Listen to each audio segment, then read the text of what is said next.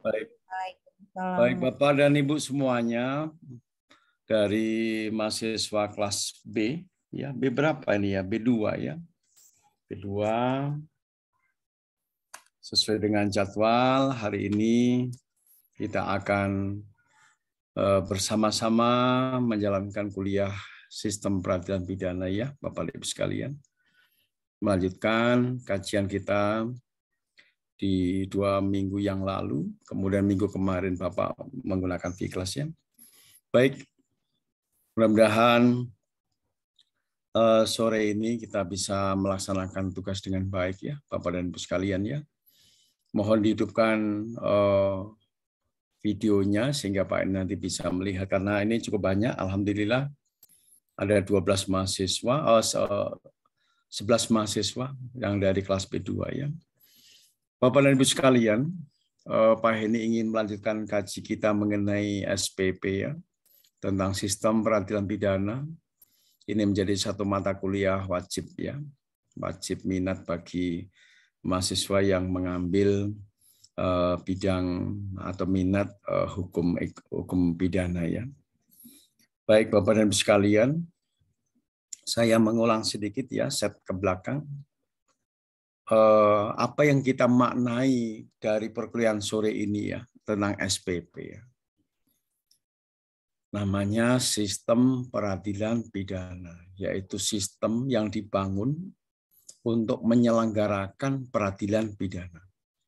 Jadi memahaminya dari konsep dasarnya, filosofi dasarnya adalah yaitu satu sistem yang menyelenggarakan peradilan pidana. Jadi bukan peradilan hukum yang lain. Ini adalah yang kita bicarakan adalah peradilan pidana. Oleh karena itu, sejumlah para pakar hukum pidana memberikan satu makna, suatu pengertian, yaitu suatu sistem. Kemarin sudah kita bahas, sistem itu adalah integrated. Integrated itu adalah terpadu. Terpadu itu ada keterjalinan erat antara siapa dengan siapa. Disitulah yang namanya sistem.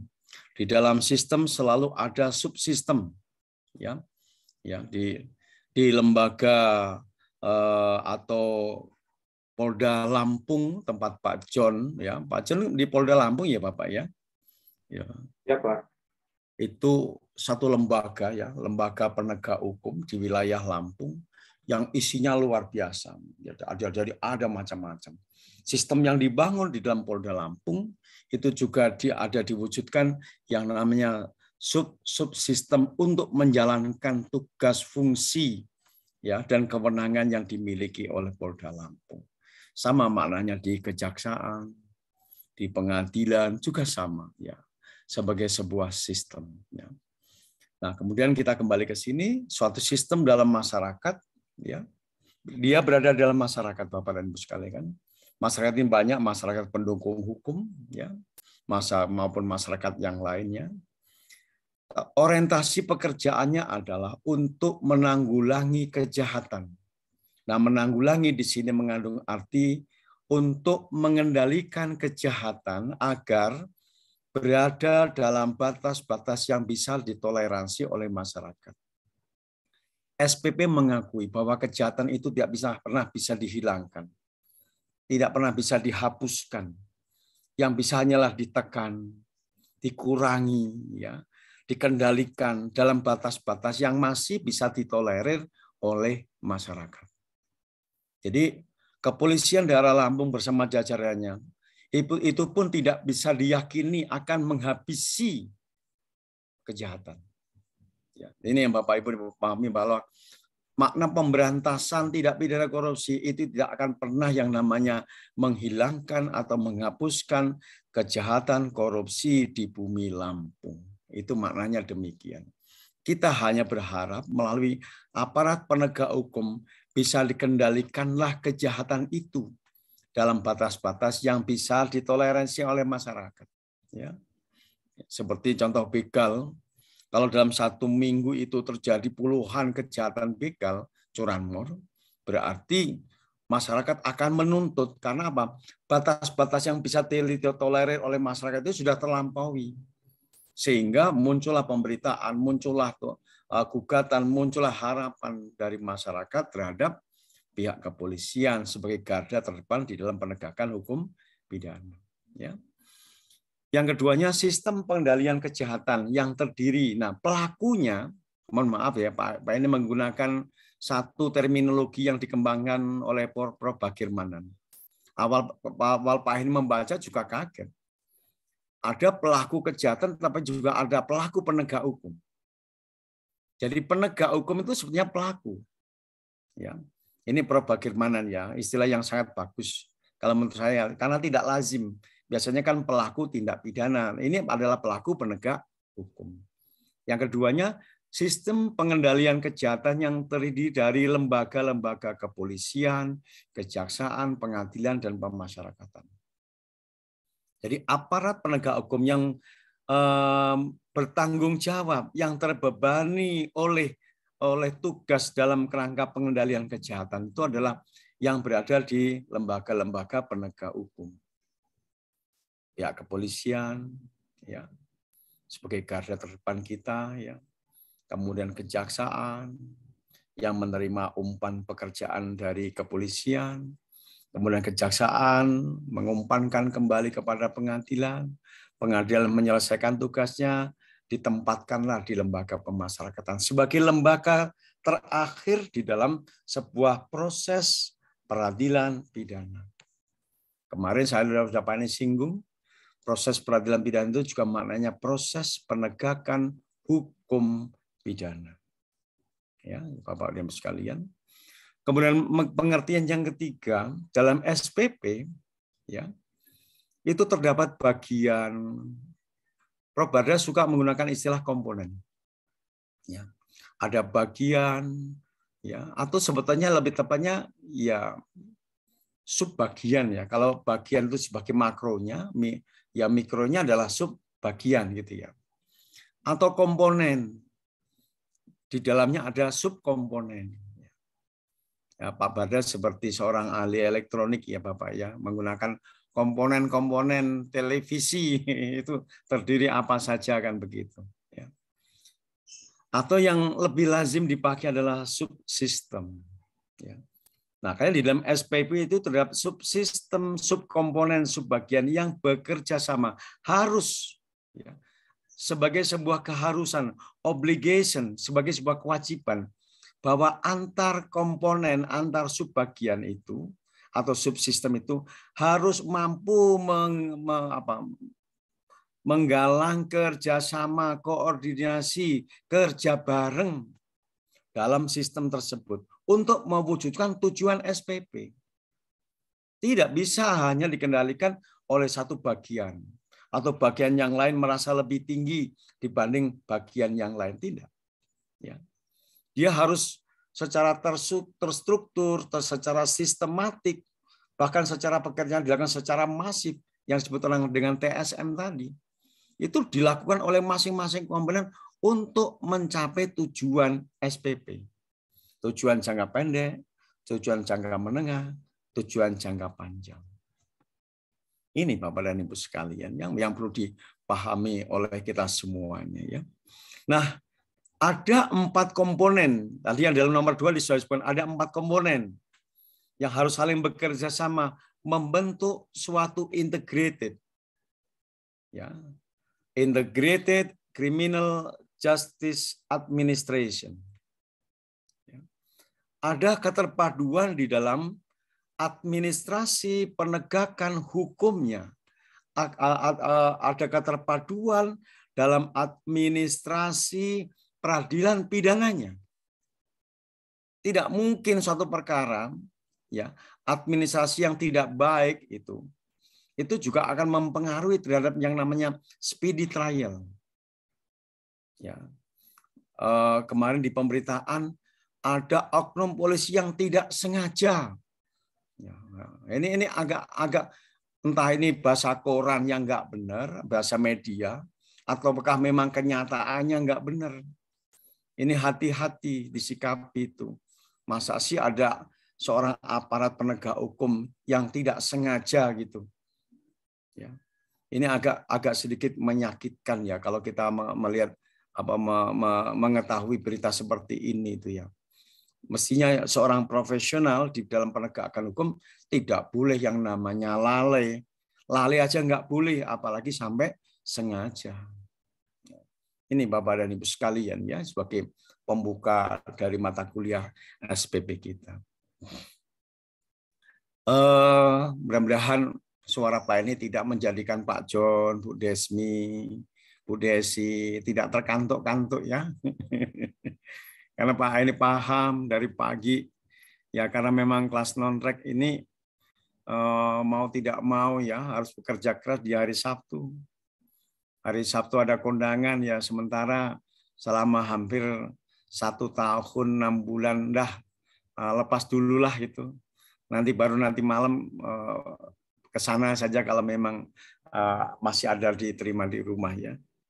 Bapak dan Ibu sekalian, saya lanjutkan kembali ya. Kira-kira perlu berapa menit Pak Jen kuliah sore ini? 1 jam?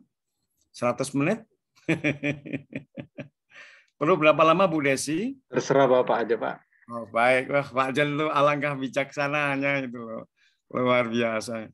Tolong disiapkan Bapak Ibu minuman hangat ya. Siapin teh, siapin kopi, boleh silakan aja. Ya. Bapak dan Ibu sekalian, Perbarda selaku pegawai hukum pidana di Indonesia ya. Gurunya banyak alumni dari program studi doktor ilmu hukum di Undip ya. Yang Perbarda juga sangat dekat dengan kita. Beliau sering bersama Prof. Muladi memberikan pandangan-pandangannya ya. Perbarda memberikan satu kriteria ya, suatu kualifikasi. Apa itu SPP yang baik, yang sehat, yang ideal. Ya. Namanya juga seorang pengajar ya, memberikan suatu kriteria yang tinggi ya, untuk suatu sistem peradilan pidana. Yang pertama, Perbarda, saya sering menyingkat beliau itu BNA, Badan Nawawi Arif. Badan Nawawi Arif ya. Nawawi Arif itu nama bapaknya, nama dia sendiri cuman Barda. Jangan salah ya Bapak Ibu, seringkali menulis kata-kata Badra. Ya, Badra, yang benar adalah Barda. Prof. BNA menyampaikan satu pemikiran yang membuat kriteria itu SPP jadi baik, sehat, ideal. Pertama, SPP itu mampu menjamin keadilan. Orientasi dan terwujudnya keadilan itu melalui SPP. Maknanya apa? SPP yang berorientasi mampu menjamin keadilan, itu tempatnya tidak hanya di pengadilan, Bapak dan Ibu sekalian. Tapi juga harus dicapai oleh penyidik maupun oleh jaksa penuntut umum. Ini Bapak dan Ibu sekalian, mewujudkan keadilan itu bukan tugas dari seorang hakim. Tidak. Makanya di dalam melihat SPP, ya, dengan 4 komponen tadi, itu diwajibkan, diharuskan, obligasinya adalah ya, mewujudkan keadilan. Kalau mewujudkan keadilan terpenuhi, tentunya nilai kebenaran pun terakomodir di dalam nilai keadilan. Ensuring justice, memastikan bahwa yang namanya keadilan itu terwujud melalui SPP. Makanya SPP menjadi gagal kalau dia gagal mewujudkan kebenaran dan keadilan. Itu Bapak dan Ibu sekalian ya. Keduanya, SPP yang mampu menjamin keamanan warga masyarakatnya, the safety of citizen. Kita harus bisa memahami dalam arti makro maupun mikro, Bapak. Seringkali pelaku kejahatan itu juga mengancam kepada aparat penegak hukum, bahkan kepada pelapornya, bahkan kepada korbannya. Makanya melalui SPP itu dipertimbangkanlah kualitas kejahatannya itu oleh aparat penegak hukum. Mulai dari penyidik kepolisian, mulai dari penuntutnya, sampai dengan hakimnya harus mampu mempertimbangkan ya pidana apa yang terbaik untuk si pelaku yang telah terbukti melakukan kejahatan yang dilakukannya itu. Dari sejak strafsurnya, strafmatnya, termasuk straf modusnya. Jenis pidana dipilihkan. Mana yang paling tepat. Ya. Kemudian berat ringannya pidana. Sampai cara menjalankan pidananya. Itu harus dipilihkan oleh hakim. Sebagai muara dari sebuah proses peradilan pidana. Inilah beban berat yang diemban ya. Pak ini suka menggunakan istilah pengembanan, diemban oleh hakim di dalam memeriksa dan memutus perkaranya. Harus yang namanya terbangun aspek keadilan. Bapak dan Ibu yang di penyidik kepolisian, kemudian di kejaksaan, ya, disinilah ya satu proses yang sangat selektif untuk menjadikan orang itu sebagai terpidana itu sungguh luar biasa. Terbangun itu. Penggunaan pasal ya sebagai dasar pertimbangan yuridisnya. Pasal itu harus tepat. Harus yang sesuai dengan unsur-unsur tindak pidana yang dilakukan oleh pelakunya. Ya. Makanya hukum pidana itu melarang adanya analogi. Karena kalau memang tidak ada pasal yang mencocoki dari perbuatan real, perbuatan empiris yang dilakukan oleh si pelaku, tidak boleh dipaksakan digunakan pasal yang ada di dalam misalnya KUHP. Tidak boleh. Makanya analogi itu dilarang. Ya. Nah, ini yang menjadi satu kontrol dengan teman-teman di penyidikan itu. Jangan memaksakan kalau memang perkara itu tidak ada, ya makanya dikatakan nullum delictum nulla puna sine previa lege punali itu. Kalau memang tidak ada perbuatan yang dirumuskan dalam undang-undang hukum pidana itu yang dilanggar, ya jangan dipaksakan untuk diproses melalui peradilan pidana. Makanya hakim pada waktu mengambil putusan itu hanya 3 dalam perkara pidana. Kalau memang negatif wetelachnya itu terpenuhi, ya, terpenuhi dengan 2 alat bukti, minimal 2 alat bukti, monggo silakan untuk dipidana. Tapi kalau tidak terpenuhi unsurnya, makanya harus dibebaskan. Ya. Kalau memang itu perkaranya bukan perkara pidana, ya perkara yang di luar pidana bisa hukum administrasi, hukum perdata, maka tidak boleh dipidana. Dia harus dilepaskan demi hukum itu sendiri. Onslavan alle rechtvervolging. Ini Bapak dan Ibu. Makanya sebetulnya dikatakan, Pak ini kemarin sudah singgung di minggu-minggu yang lalu, yaitu sistem yang dibangun dalam SPP itu seharusnya open system. Dia terbuka untuk diakses dari pihak luar. Segala sesuatu yang menjadi hasil pemeriksaan di persidangan itu, masyarakat sudah bisa memprediksi, ini pasti dipidana. Ini pasti dipidana. Karena ukuran-ukurannya ya sebetulnya bisa dimatematika-kan. Tapi matematika dari ilmu sosial. Kadang-kadang kan prediksi masyarakat, predik media massa sangat berbeda dengan putusan. Ini yang kadang-kadang akhirnya menimbulkan opini-opini yang mungkin barangkali bisa menjadi semakin salah. Seperti kasus Nur Hayati itu, karena ketidakhati-hatian kita bersama.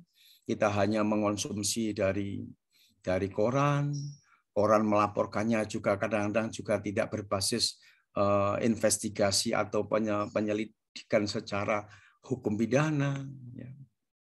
Yang begitulah yang akhirnya terjadi.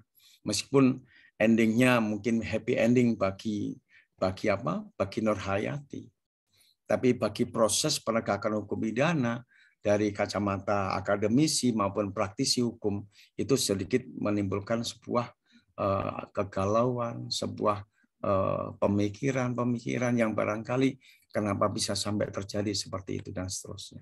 Ya, baik, melalui pelajaran SPP ini kita akan belajar banyak.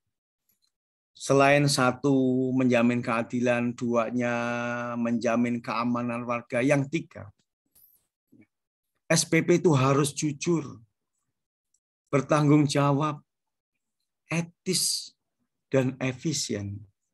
Bahwa SPP itu adalah fair, responsible, ethical, and efficient.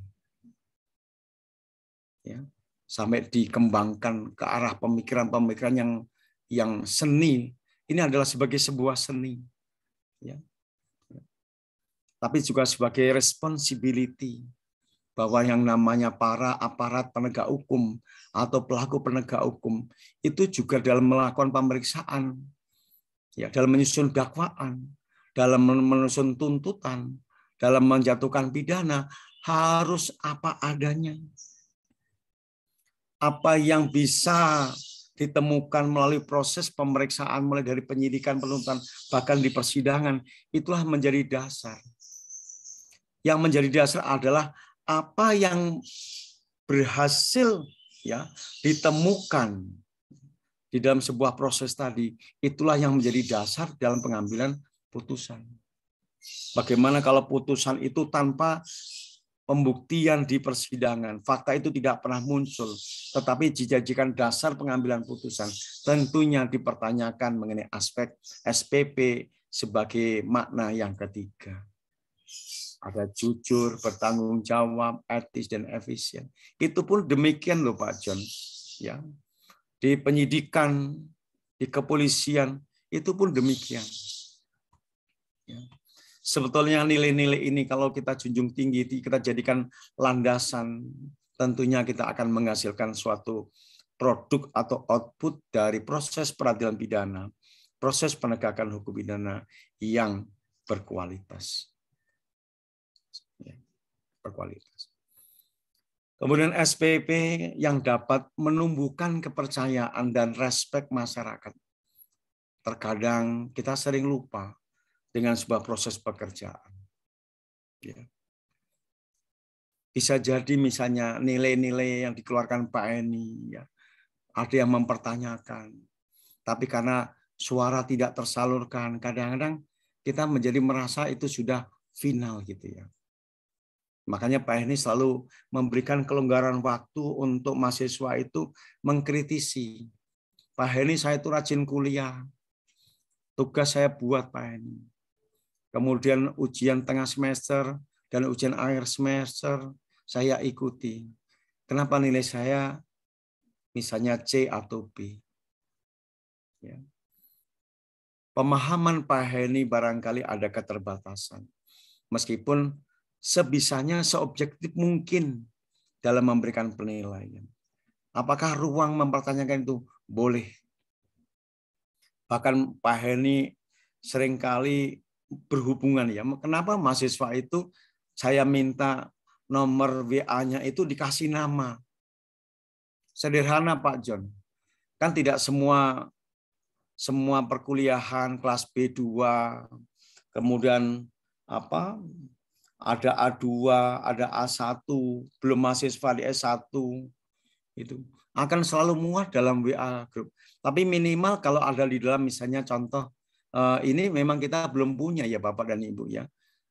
Saya minta kalau misalnya dibentuk WA group kelas misalnya kelas SPP, kita jadi bisa ngontrol apakah betul mahasiswa Pak ini itu hanya 11 orang ini. Jangan-jangan nanti ada selundupan menjelang ujian tengah baru pada datangan. Ini kan kasihan yang rajin Pak John, Bu Desmi, Bu Desi, ya sampai saya kontrol aja Bapak Ibu ya. Kemudian Bu Tribuana Mardasari, Pak Julius ya. Siapa ini Bu Jihan Salwa. Bu Jihan Salwa kayaknya udah lemes bener ini, udah ngantuk tak? Ngantuk ya Bu. Ada Pak Arif Albi, ada Pak Denny, Pak Kurniawan Timbase ya Pak ya, Pak Kurniawan ini ya. siapa ini yang duduk di depan kursi. Pak Reza ini saking udah nggak tahan kantornya Pak Faris. Ya, alhamdulillah. Ya, mudah-mudahan yang sering kuliah kan jadi saya kenal. Tapi nanti biasanya ini Bapak, ini pengalaman 31 tahun jadi dosen tuh Pak. Mahasiswa itu mulai nongol itu kalau menjelang UTS atau menjelang tugas. Makanya kadang-kadang saya berpikir apakah setiap kali kuliah itu ada kuis 15 menit, kemudian tugas itu tiap pertemuan dan tugas sehingga mahasiswanya itu nongol gitu. Nah ini nanti untuk yang rajin nggak usah lah Pak, ini capek Pak nanti. Tapi bagaimana kalau kita nggak bisa kontrol kepada yang nggak hadir itu Bu Desi, Bu Desmi, ya memang ada masalah. Ya. Yang rajin yang kena omel, yang rajin membuat tugas, mengikuti ujian yang kena omelan, sementara yang nggak membuat tugas, yang nggak membuat UTS, aman-aman aja di luar Zoom, sistem Zoom kita nih ya. Padahal kan saya bagian dari yang ingin menumbuhkan kepercayaan dan respek Pak Heni terhadap mahasiswa, dan sebaliknya Bapak dan Ibu juga menggantungkan kepercayaan dan keyakinan. Saya rajin kuliah, saya memenuhi seluruh tugas ujian, insya Allah Pak ini memberikan saya nilai A. Kan begitu.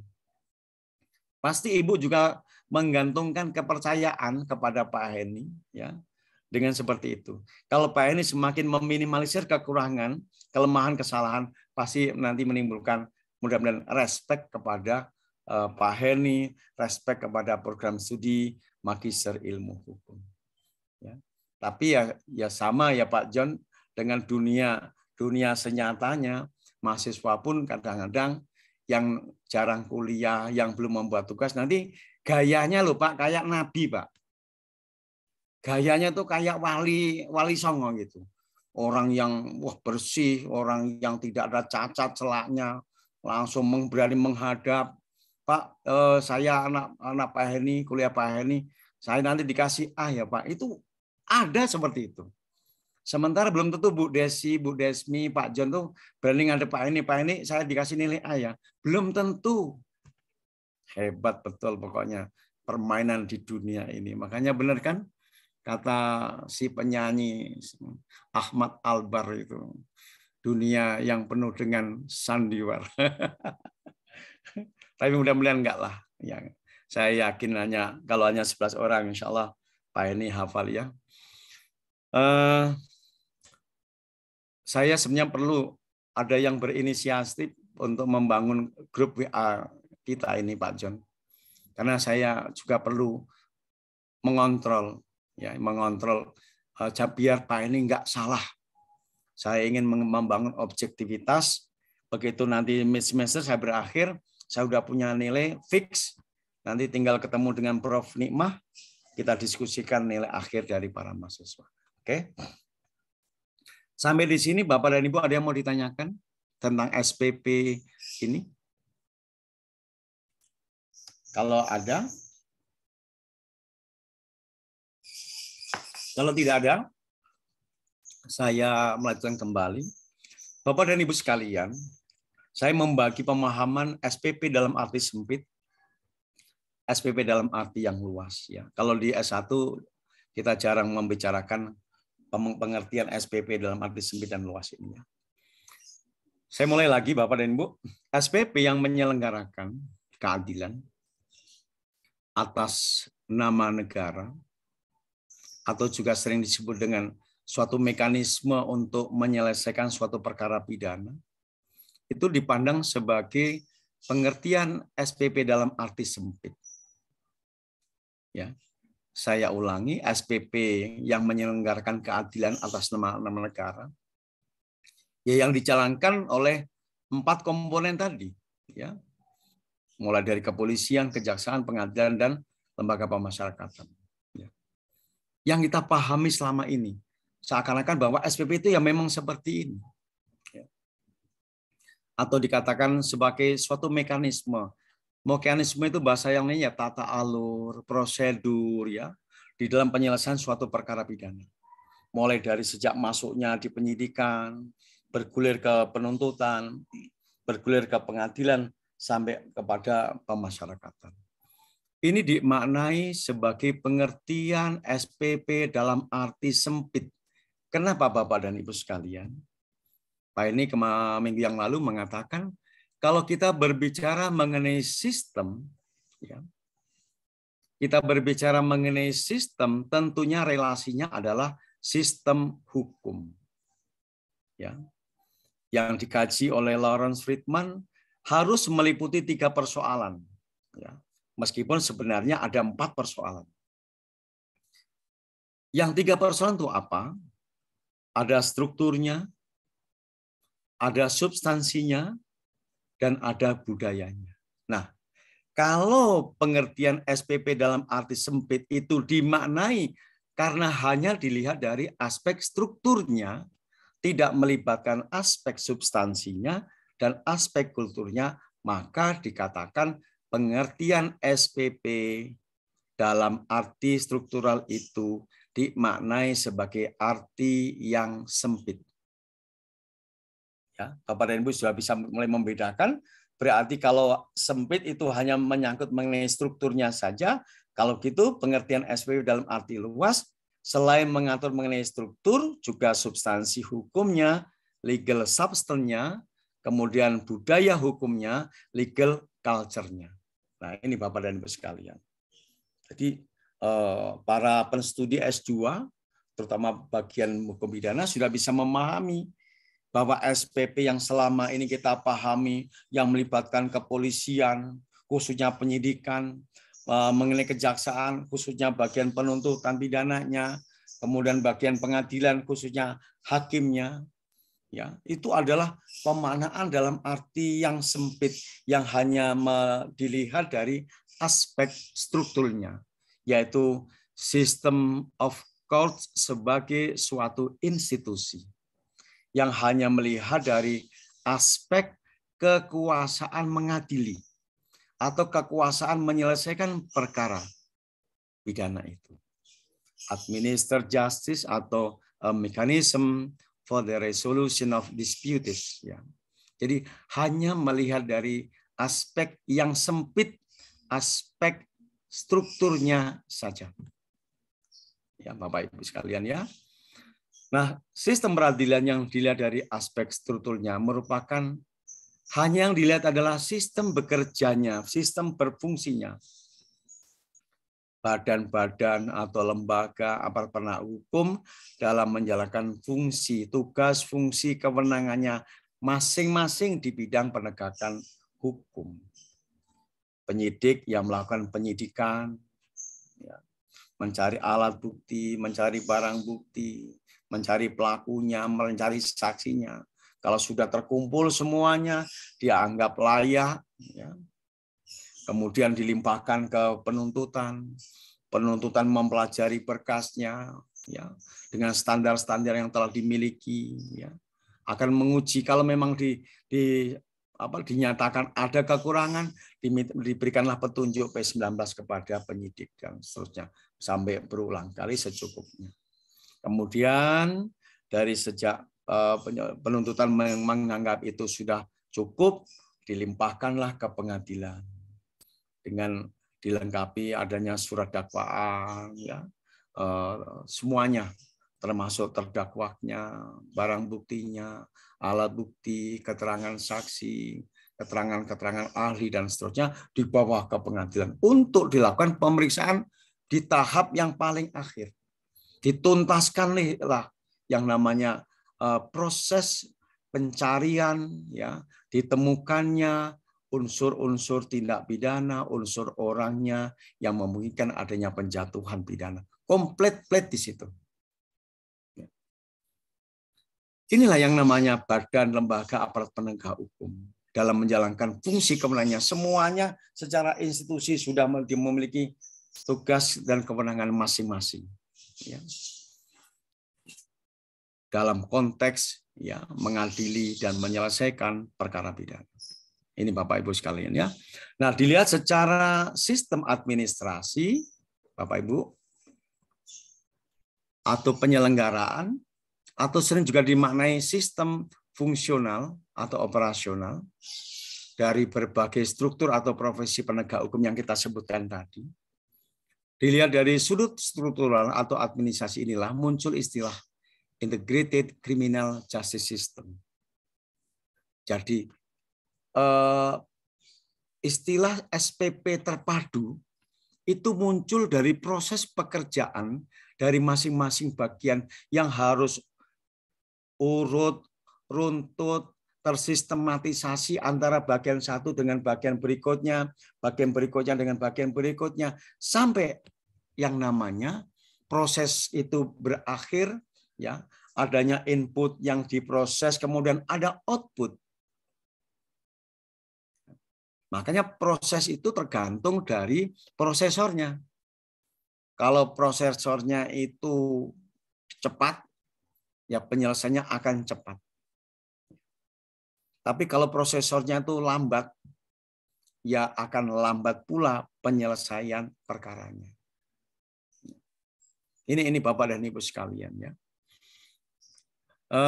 Nah, apabila dilihat dari sistem kekuasaan menegakkan hukum atau sistem kekuasaan kehakiman di bidang hukum pidana, maka SPP merupakan serangkaian perwujudan dari kekuasaan menegakkan hukum pidana yang dilakukan oleh pelaku penegak hukum tadi. Siapa?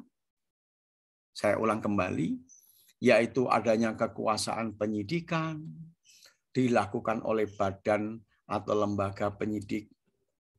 Penyidikan sekarang tidak hanya dilakukan oleh penyidik kepolisian, tidak.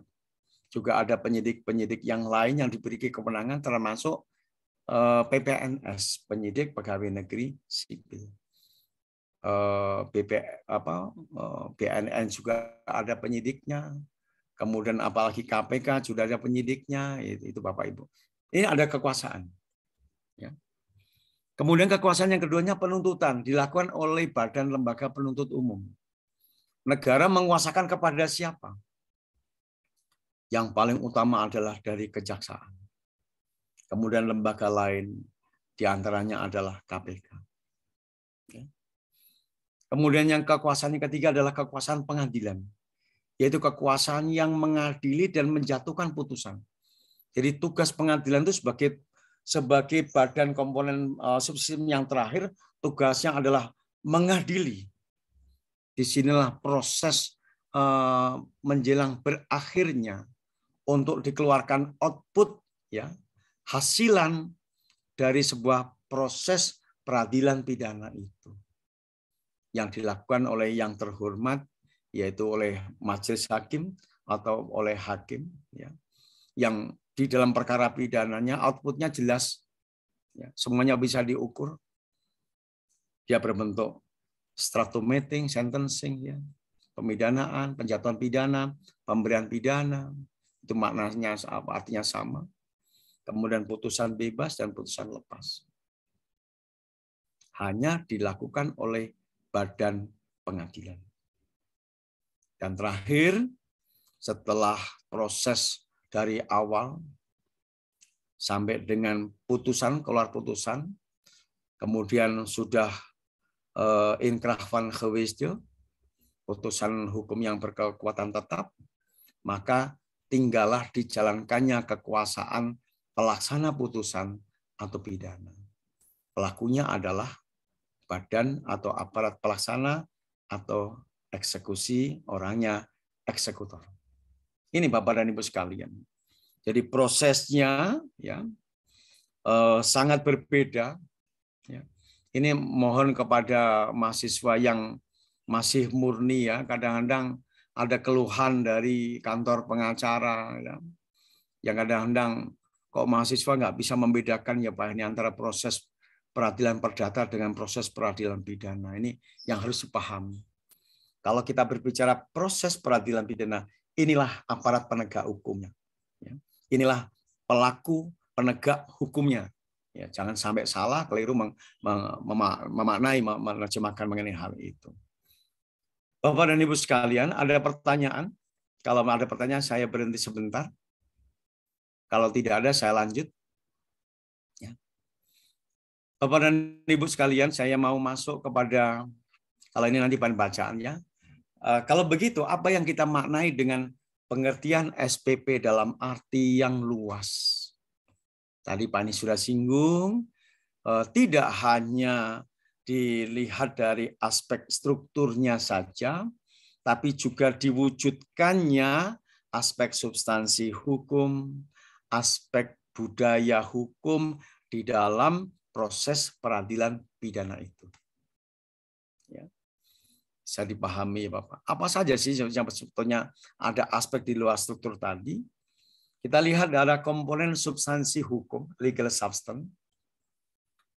Nah, sistem peradilan itu pada hakikatnya, esensinya adalah suatu sistem penegakan substansi hukum. Substansi hukum pidana itu diantaranya meliputi jenis hukum pidana material, hukum pidana formal, dan hukum pelaksanaan pidana. Hukum pidana inilah yang menjadi senjata untuk berperangnya di dalam proses peradilan pidana. Advokat menggunakan hukum pidana, jaksa menggunakan hukum pidana, hakim pun menggunakan hukum pidana. Kesepakatan hukum perangnya ini adalah hukum pidana. Makanya para ahli hukum itu kalau menurut Profesor Bardana Wawarib dan saya ikuti, siapa sebetulnya ahli hukum itu? Karena ahli hukum itu tidak dikenal sebetulnya di dalam KUHP. Yang dikenal yang ada ahli penterjemah, ahli juru bahasa. Ya. Pak Heni berulang kali menjadi saksi ahli di penyidikan atau di penyelidikan. Ya. Pak Edi Rifai, Pak Trian Risman, Pak Gunawan Jatmiko. Ya. Itu seringkali menjadi seorang saksi ahli. Padahal itu kalau menurut KUHP tidak benar itu. Karena apa?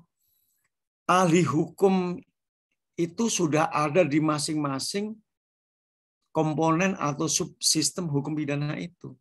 Seorang penyidik kepolisian itu adalah ahli hukum. Pak John sebagai seorang penyidik itu adalah seorang ahli hukum. Iya. Di penuntutan, seorang jaksa penuntut umum itu adalah ahli hukum pidana, Bapak. Hakim yang melakukan pemeriksaan dan mau mengambil keputusan, putusan pidana, itu adalah ahli hukum. Makanya Pak Prof. Bardana Wawarib itu kalau mengajarkan, tidak selayaknya seorang ahli hukum pidana itu menjadi seorang pemberi keterangan ahli di pengadilan. Karena apa? Kita memberikan keterangan ahli kepada seseorang yang memang seorang ahli hukum. Ini yang perlu diluruskan kembali itu. Ya. Adalah sebenarnya benar. Nah, kembali ke sini tadi. Dalam legal substance ini, sistem peradilan pada hakikatnya merupakan suatu sistem penegakan substansi hukum. Legal substance-nya, Bapak, yang perlu dipahami adalah yaitu mengenai hukum pidananya. Baik penguasaan terhadap hukum pidana materialnya, hukum pidana formalnya, dan hukum pelaksanaan pidana. Nah, dengan demikian dilihat dari sudut substansi hukum, sistem peradilan atau sistem penegakan hukum pada hakikatnya merupakan integrated legal system atau integrated legal substance. Harus terintegrasi ya, mengenai penerapan dari aspek yuridis normatifnya itu. Ya. Makanya kalau ada mahasiswa melakukan penelitian menggunakan basis teorinya yaitu dari Joseph Goldstein, dia berbicara kenapa tidak setiap pelanggaran hukum pidana itu bisa dilakukan penegakan hukum secara total. Kenapa hanya full enforcement, apalagi hanya actual enforcement. Karena ada area of no enforcement dan discretion. Sehingga perkara-perkara yang dibawa ke dalam proses peradilan pidana itu Mungkin kalau dilihat dari sisi angka, masuknya 100, bisa keluarnya hanya mungkin nggak sampai dengan 10%. Karena apa? Perkara-perkara pidana itu bisa luruh di tengah jalan karena memang aturan hukum pidana yang menghendaki demikian. Ya. Jadi kalau nanti ada Bapak dan Ibu melakukan penelitian penegakan hukum pidana, kenapa perkara itu dari sejak penyidikan sampai di pengadilan kok tidak bisa sama jumlahnya? Gunakanlah teori tahapan penegakan hukum pidana dari Joseph Goldstein itu. Nanti akan bisa didapatkan satu pemahaman, satu kajian analisis yang begitu bagus, yang sangat menjadi hasil penelitian yang sangat bagus untuk didiskusikan, diujikan di dalam tesis saudara. Yang kedua, SPP dilihat dari aspek atau komponen struktural atau legal structure, yaitu sistem peradilan yang pada dasarnya merupakan sistem bekerjanya, berfungsinya atau badan lembaga penegak hukum dalam menjalankan fungsi kewenangannya masing-masing di bidang penegakan hukum. Tadi Pak Edi sudah jelaskan seperti itu. Nah, dengan demikian dilihat secara struktural, sistem peradilan juga merupakan sistem penyelenggaraan atau sistem fungsional operasional dari berbagai struktur atau profesi penegak hukum. Nah, dilihat dari struktur inilah atau dari sisi administrasi fungsional inilah, sistem peradilan itu bisa dimaknai sebagai integrated criminal justice system. Ya, Bapak Ibu sekalian, tadi yang Pak ini sudah sampaikan di depan. Yang dijalankan oleh 4 kekuasaan, penyidikan, penuntutan, pengadilan, dan pelaksanaan putusan. Ini yang dikatakan terjadinya keterpaduan, keterjalinan erat ya antara komponen subsistem yang satu dengan subsistem yang lainnya. Oke. Dilihat dari sisi yang ketiga, dari komponen budaya hukum, Bapak dan Ibu, dalam diskusi-diskusi dengan para pemerhati di bidang hukum, saat negara sudah mantap berjalan, seperti Indonesia ini kan sudah memasuki ulang tahun kemerdekaan yang ke-70-an ya Bapak ya. 70 berapa kemarin? 70, 45, 73 ya. Kita sudah tunggu. Indonesia tentang penyelenggara peradilan itu sudah mantap sekali. Ya. Meskipun pernik-pernik masalah, dinamika dalam praktek itu pasti terjadi.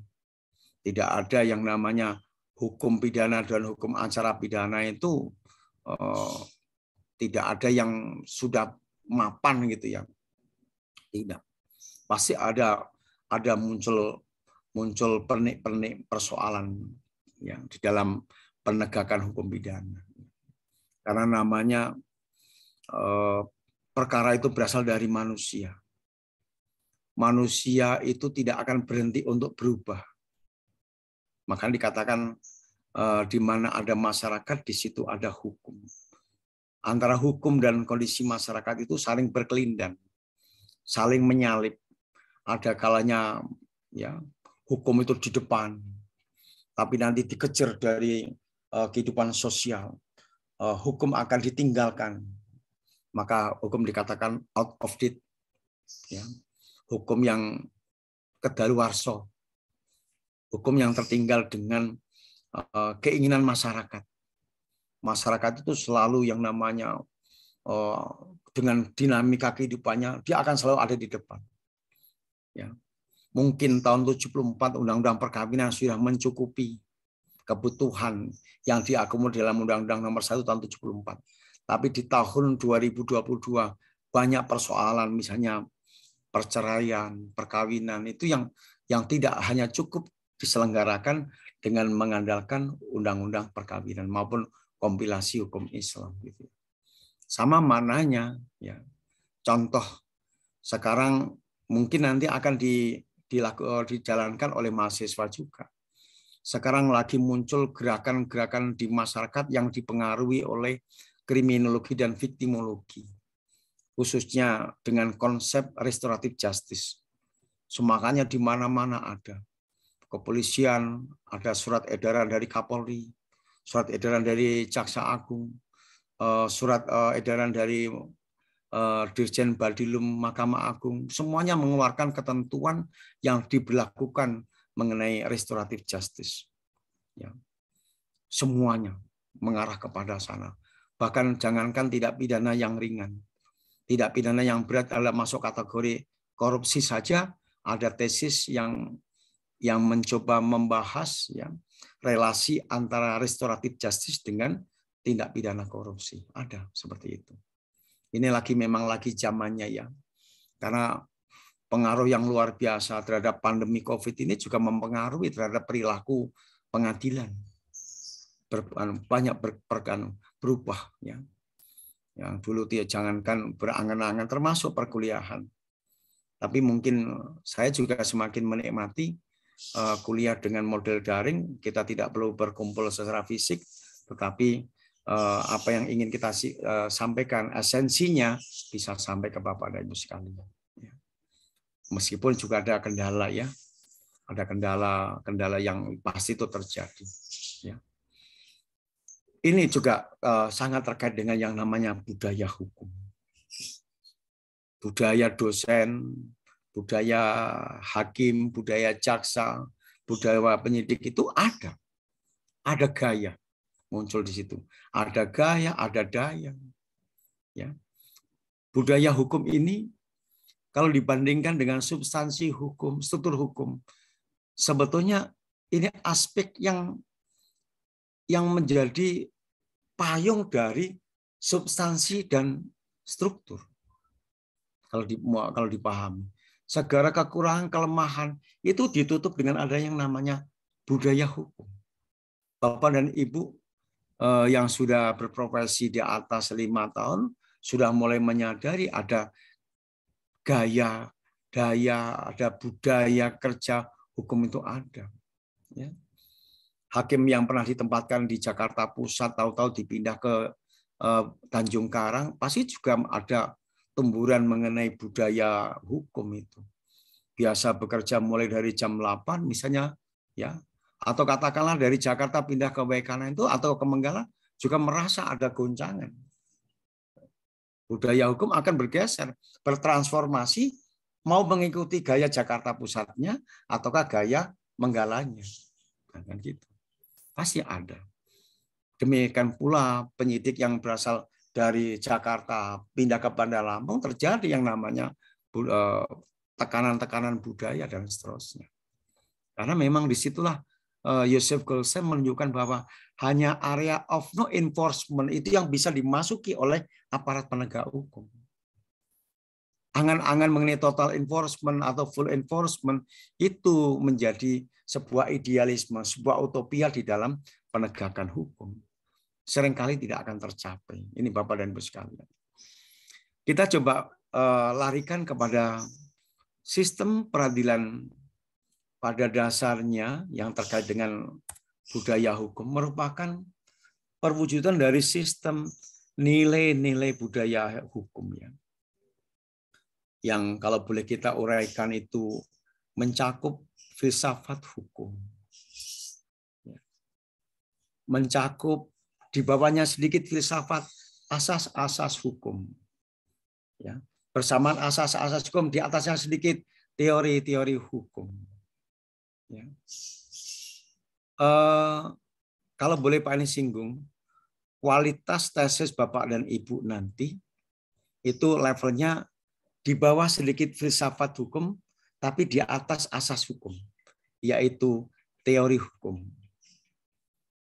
Penelitian-penelitian tesis nanti harus sangat kuat dengan aspek teori hukumnya.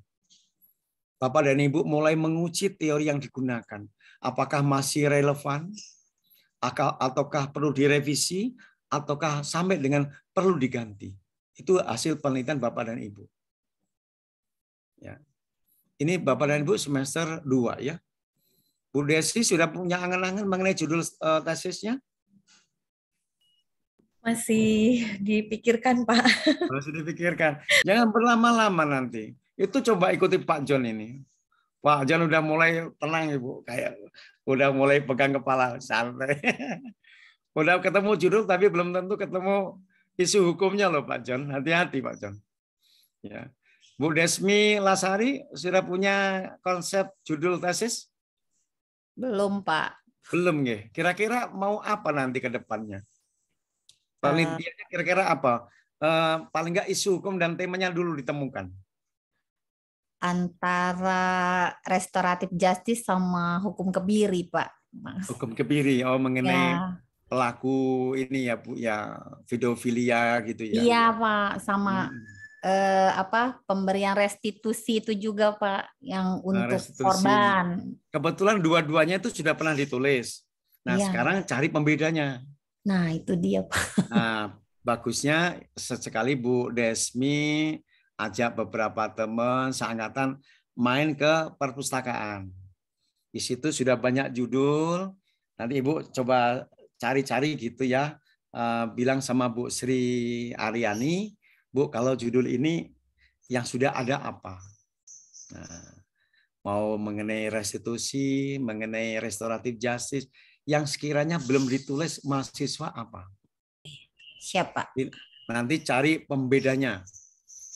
Yang sudah melakukan itu Pak John, Bu. Wah, Pak John ini mantap ini. Dia mau melangkah, mendahului dari teman-teman ini. Nggak apa-apa, semangat Pak John. Tapi Pak ini tunggu loh itu. Nanti jangan sampai kelamaan.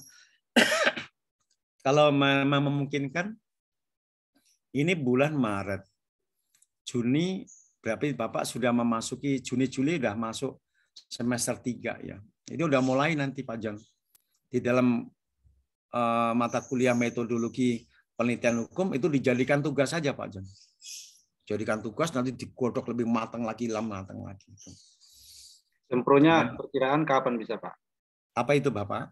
Untuk sempro Pak. Sempro untuk biasanya semester 3 atau selepas semester 3 Bapak. Ya nantilah kapan-kapan main ke tempat pasal lagi, tanya itu. Yang tahu persis itu Pak Marjo sama Pak Rohim. Ya. Tapi kalau masalah judul, ketua konsentrasinya Pak ini nanti akan memberikan kemudahan. Pokoknya lanjut terus. Yang penting ada pembedanya dari Bu Sri Aryani. Ya. Pak Jon udah mulai nggak sabaran. Biasanya semester 3 itu ya menjelang akhir semester 3 Pak Jon. Karena Bapak kan baru ini mata kuliah minat pilihan sebagian, masih ada wajib juga nanti semester 3 lebih orientasi kepada praktek. Nah, di dalam praktek nanti sodorkan tema atau isu hukum tesis Pak Jon ya. Nanti biar bergulir terus itu. Bapak dan Ibu yang lainnya juga demikian ya. Hanya kebetulan yang pas di depan Pak ini Pak Jon, Bu Desmi sama Bu Desi ya.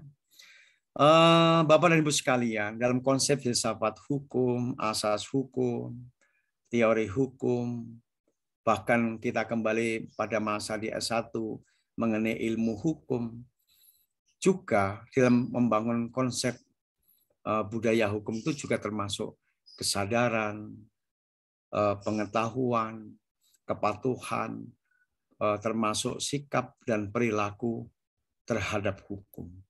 Itulah legal culture. Maknanya tidak hanya sama dengan yang tersurat, yang tersiratnya lebih sangat dalam. Sangat dalam sekali. Ya, ibaratnya kalau mahasiswa pengen dapat nilai A dari Pak ini sama Prof. Nima, ya tentunya usahanya harus benar-benar gitu.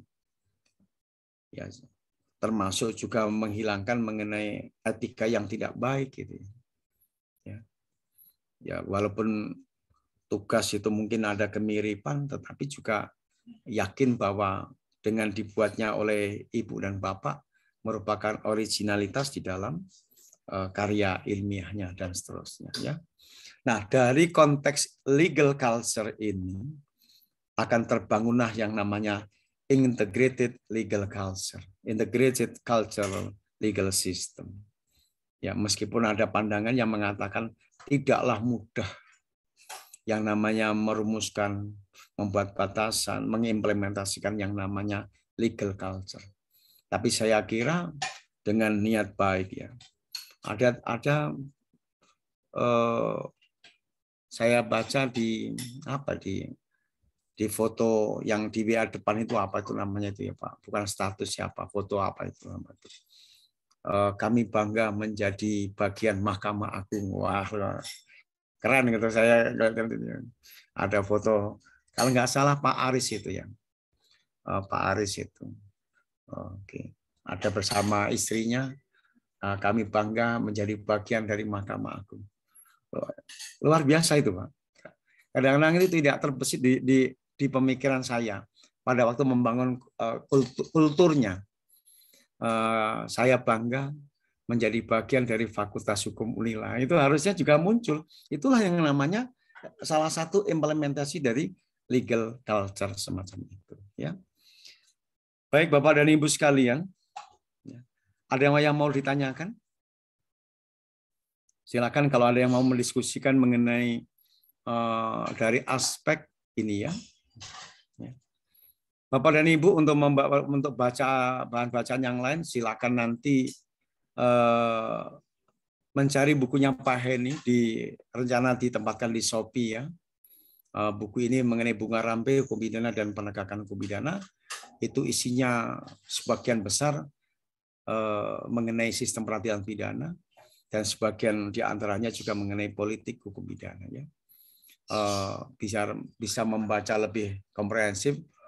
Kalau Bu Desmi dari tadi sibuk untuk mencatat, ya nanti bisa dibandingkan dengan buku itu. Tinggal Ibu pakai stabilo Bu, senjatanya stabilo. Gitu. Karena memang sengaja Pak ini membuat puluhan bab agar Bapak dan Ibu senang membaca. Minimal selama studi di S2 itu ada sesuatu yang bisa dibawa pulang. Dibawa pulang ke rumah, dibawa pulang ke tempat pekerjaan, Ibu menjadi seorang magister ilmu hukum, ada satu perubahan paradigma dalam berpikirnya, paradigma dalam bertindaknya, bahkan menjadi lebih profesional, ya, lebih menjaga etikanya dan seterusnya. Harapannya adalah demikian. Bapak dan Ibu sekalian, saya tidak akan berpanjang lebar, cukuplah dengan 1 jam, waktu sisanya nanti Bapak dan Ibu bisa berdiskusi, atau kalaupun nggak berdiskusi, dipertanyakan dalam hati saat ketemu dengan Pak Heni, ketemu dengan teman-teman mahasiswa, bisa menjadi diskusi yang menarik. Misalnya ada yang terkait dengan tesis, saya ada sebagian yang terpengaruh dengan pemikiran atau perkuliahan Pak Heni. Monggo nanti jauh-jauh hari konsultasi judul tesis tidak perlu harus ngadep. Ini masa pandemi. Pak Heni kemarin tuh sempat panas dingin. Ternyata ada 2 orang yang konsultasi proposal tesis itu ternyata kena Omikron dan Delta. Ampun saya itu Bu. Bapak ya. Pak Julius, mantap. Nggak apa-apa Pak Julius, biar terjaga. Kebetulan pas Pak Heni ngeliatin di kamera, Pak Julius lagi minum. Ngopi Pak, biar nggak ngantuk. Sama Pak Julius, saya dari tadi itu cappuccino nih Pak Julius. Nggak usah datang ke kampus kalau memang hanya konsultasi judul ya. Sesuatu hal yang bisa diselesaikan menggunakan jasa aplikasi atau websitenya pasal Bapak lakukan itu. Ya. Kalau nanti sudah mulai waktunya mengecek judul, nah Bapak harus berkomunikasi Bu Sri Aryani. Bu Sri Aryani memang tidak harus ditemui. Tapi kalau bisa menemui itu karena nanti dari Bu Sri Aryani langsung dikirimkan ke Pak Rohim, similarnya sekian persen gitu. Nanti dari Pak Rohim mengeluarkan ini ke Pak Heni, saya tanda tangani sebagai ketua konsentrasi. Dari Pak Heni nanti ke Pak Edi, tanda tangan oleh Pak Edi, ketua prodinya, langsung kita usulkan kepada Pak Dekan untuk dibuatkan SK pembimbingan. Nah kalau udah ada SK pembimbingan, Bapak dan Ibu segera running ya, running well, running yang bagus, yang cepat. Kalau bisa 1 bulan setelah judul itu Bapak sudah bisa berkonsultasi secara cukup dengan pembimbing 1, pembimbing 2, langsung seminar. Pokoknya orientasi kalau bisa yang cepat juga menarik yang agak lambat. 1 angkatan pidana ini sama waktu masuknya juga sama waktu selesainya. Kan mantap seperti itu. Dan percayalah, membuat proposal tidak sukar, tidak sulit. Kalau Pak Heni menyarankan maksimal 22 halaman. Ya. Formatnya tidak format bab 1, 2, 3, Bapak dan Ibu, jangan salah.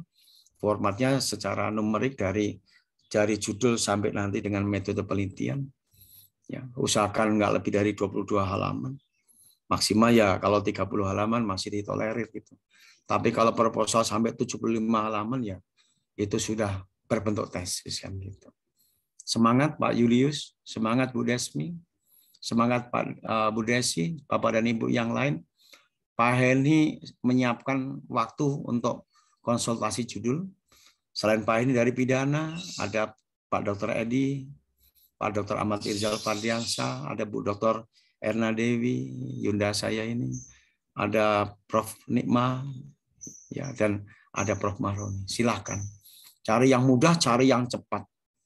Kemudian Bapak dan Ibu begitu di ACC judulnya, gercep, dicek judulnya ke Bu Sri Aryani. Kalau Bu Sri mengatakan oke, langsung ke Pak Rohim, disiapkan berkasnya, Pak ini tanda tangani, langsung Pak Edi tanda tangani, kirim ke Pak Dekan. Keluarlah SK pembimbingan. Cepat kan? Jadi tidak ada yang namanya, kadang-kadang saya juga sedih, saya ngomong begini Bu, beberapa bimbingan saya kadang-kadang, mohon maaf Pak ini saya di Surabaya, mohon maaf Pak ini saya di Medan. Karena ya itulah, namanya polisi penyidik narkoba itu ya memang kerjaannya keluyuran ke sana kemari. Nah sehingga akibatnya tesisnya yang sudah harusnya seminar 2, itu sudah 3 bulan ini tertunda gitu. Kasihan sebetulnya.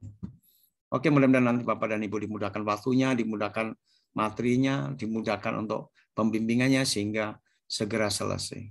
Hitungan Pak Heni, ini Bapak Ibu baru semester 2, Juli berakhir, Desember Januari terakhir. Mudah-mudahan di 2023 bulan-bulan Maret April sudah mendapatkan gelar Magister Ilmu Hukum. Wah, keren kan? Amin. Nggih, ya, Pak. Baik Bapak dan Ibu sekalian, tidak mengganggu untuk malam minggunya. Pak Julius ini kayaknya udah gelisah ini. Kayaknya mau ngajak keluarga mau kemana nih Pak Julius? Baik Bapak dan Ibu, mohon maaf bila ada kekurangan. Mudah-mudahan materi yang disampaikan memberi manfaat. Dan ini Pak, hanya sebagian kecil. Gimana silakan? Ini Pak tentang absen Pak, kita sudah akses absennya di P-Class itu tapi nggak bisa Pak. Izin, Kenapa Pak. ya Pak John? Ya Pak. Kenapa ya Pak John? Kalau dilihat berdasarkan daftar kayaknya itu hari Jumat Pak. Mungkin dia Jumat mungkin Pak. Iya, oh boleh nanti saya cek ya. Saya cek kemudian apa ini? Saya juga konfirmasikan ke Pak Rohim ya. Baik, ini tak hitung gini aja. Sebentar. Saya tak mau ngecek dulu. Nah. Saya cek dulu sebentar. Kehadiran dari Bapak dan Ibu sampai Bu Desi. Mohon dihidupkan ini ya Pak, Bu.